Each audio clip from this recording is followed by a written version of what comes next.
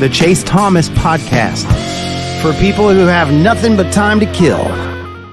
Group. I don't know if you would disagree on that front, but I would say Tennessee is number 2. See, I think if you're just going current trajectory, Tennessee feels like the second closest right now. But like with what Oklahoma just is, like, I mean, this is a team, obviously Lincoln Riley was the head coach. So and Bob Stoops for at least one.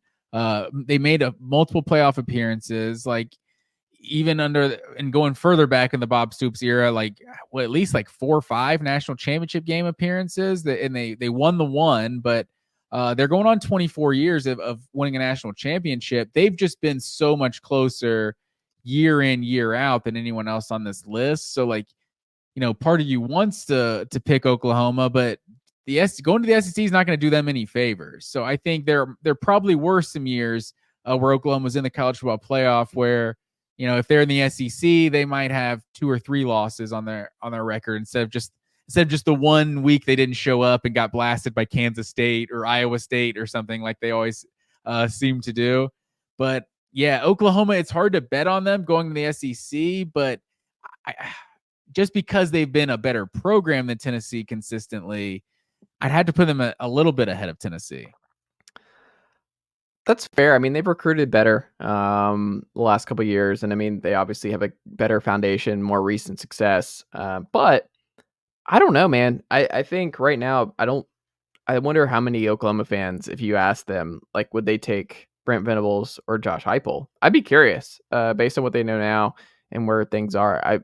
I'd be curious where they stand on that front. I mean, we're going to find out a lot. Heupel goes to Norman this fall. That's going to be a big game for both programs. I think both programs are in a similar spot, to be completely honest. I think they have similar disadvantages, and just making it. I think it's a harder job than I think. Both jobs are a little bit harder than I think some people on the outside might give them credit for. But I also think the fan base is there. The NIL is there. They're creative because, I mean, there's not a lot of in-state talent in Oklahoma. They have to be a little bit creative in how they become a top 10 recruiting base every single year. Tennessee can't live off a national brand. Well, I mean, but like, it's still easier to keep kids home. Like, it will always be easier to keep kids where their families can come to the games. It's not that far. Like, that's always going to be a pull. And then you have like Missouri, where they have great high school NIL laws and stuff like that, where that's going to encourage kids to stay. So, I mean, I think there's different reasons, but Tennessee has to be creative. They have to go to North Carolina. They have to go to South Carolina. They have to go to Florida. Not Florida, because they never really. Florida's just hard for Tennessee to win recruiting battles down there. Alabama, sometimes Texas, Ohio of late. Georgia obviously is a big part.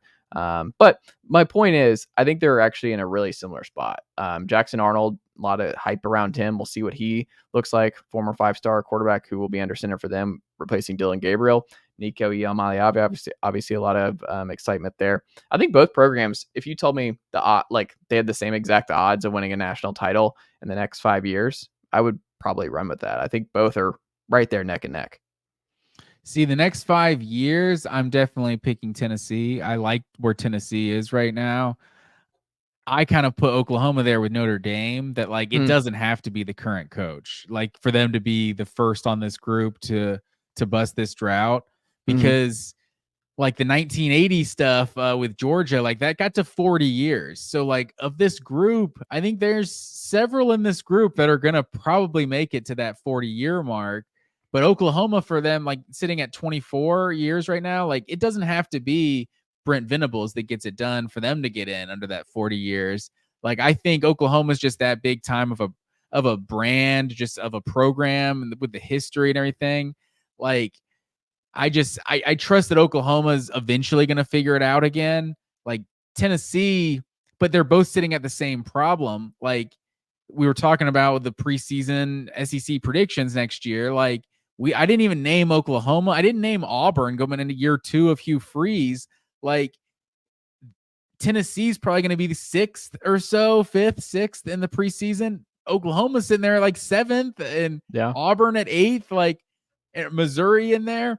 Like Oklahoma, this is completely foreign territory for them. Like they're just consistently, if they're not the best team in the Big 12, they're the second best team in the Big 12 almost every single year. Like there's obviously been some years recently where they missed the Big 12 championship, but prior to that, like, from 2000 to about 2020, Oklahoma was in the Big 12 championship every single year. No, that's fair. That's fair.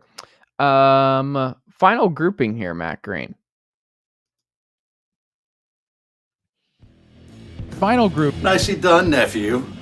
The Chase Thomas Podcast. Hell yeah.